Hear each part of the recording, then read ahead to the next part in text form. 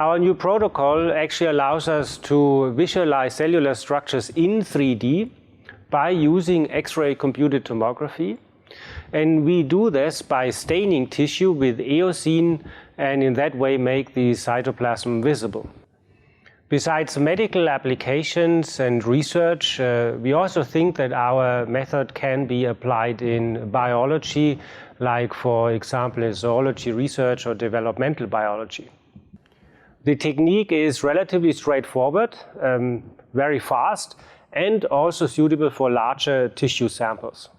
We think that our approach, combined with X-ray microcomputed tomography, can be integrated into the clinical workflow and then actually help pathologists to make better decisions.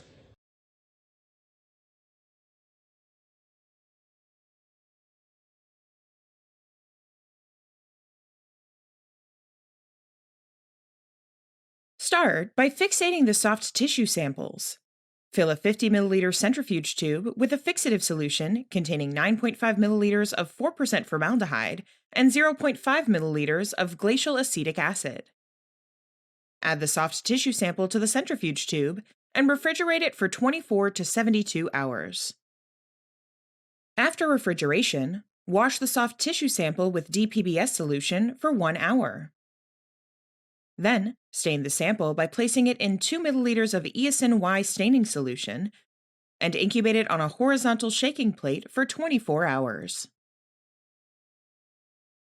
On the next day, carefully take the soft tissue sample out of the sample container and remove excess staining agent.